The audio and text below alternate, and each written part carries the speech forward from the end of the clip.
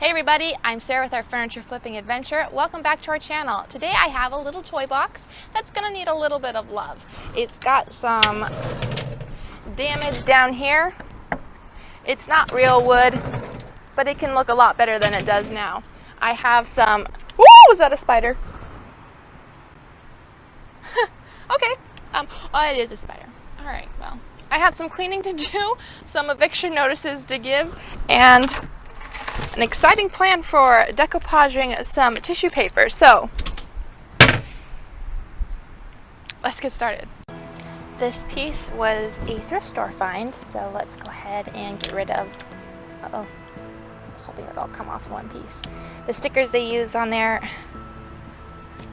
Who puts tape on furniture?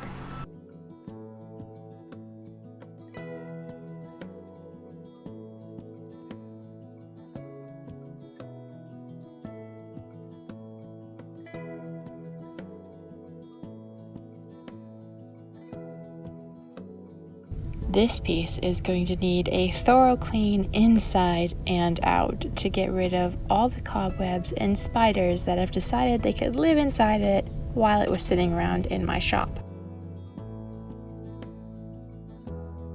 Now that I've washed this piece off with Crud Cutter and I've rinsed it off with some clean water, I have to let it dry a little bit and then I will be sanding it, then priming it, then painting it, etc., etc.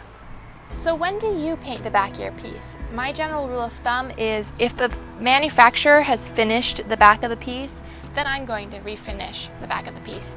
If it's just a unfinished, raw pressboard back that never meant to see the light of day, then I'm going to leave it that way.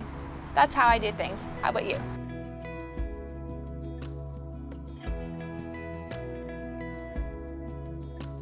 This piece doesn't need a serious sanding, just a light scuff sand, except for where you can see I added some putty to smooth out the area where there was missing pieces at the bottom there.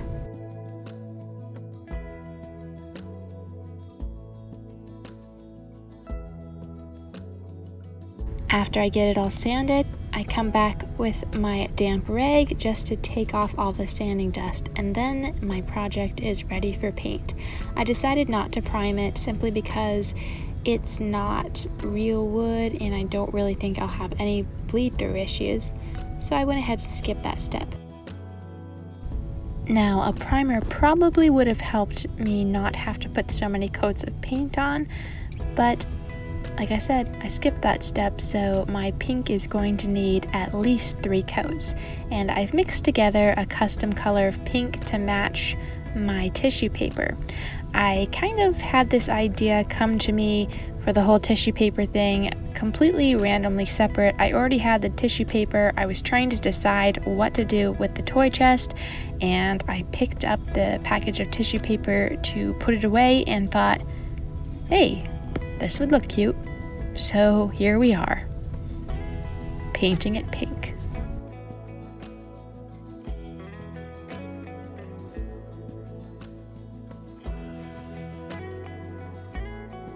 Have you ever finished that first coat of paint and stood back and gone, oh my goodness, this looks terrible? Well, don't worry. Often the first coat of paint does look kind of dreadful, especially if you're going with a light pink over a dark brown like this, but trust me, it'll look so much better after that second coat. Now, for my second and third coats, I've moved inside to my kitchen to do that while my kids are napping. Plus, it was so cold outside that my paint wasn't wanting to dry properly. So I'm indoors for the next little while at least. Having done small portions of decoupage with tissue paper, I was trying to do the paint on some top coat, stick it down, and then paint top coat over it, and this tissue paper is it's just too big an area to do it that way. So it quickly failed, and I quickly scrunched it up, and I'm going to be trying the iron-on method instead.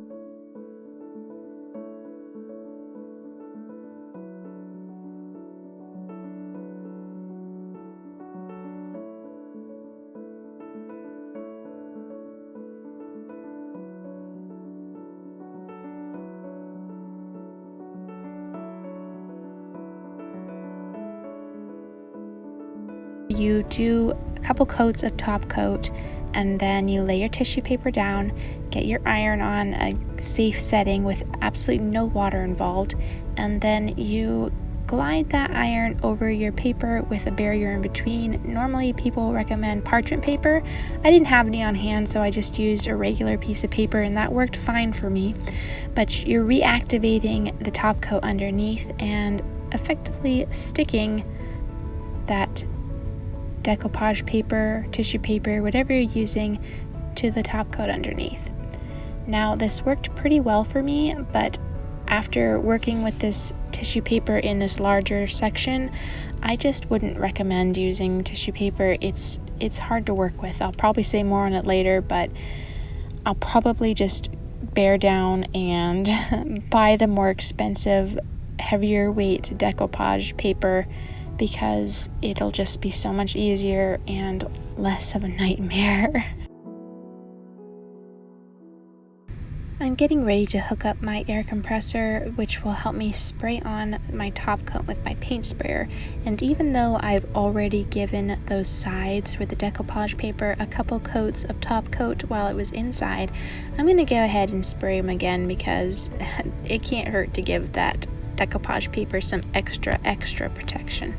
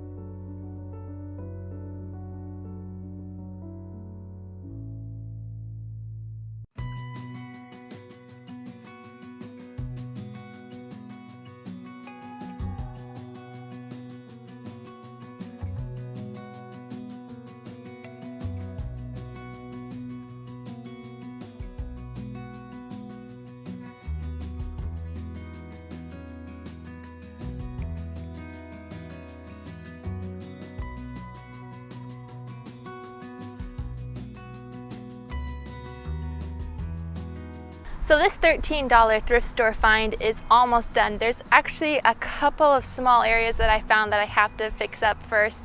A touch up of paint here and a little more gold on the edges. But she's come a long way and she's looking pretty snazzy now. I love the pink and gold and the flower details.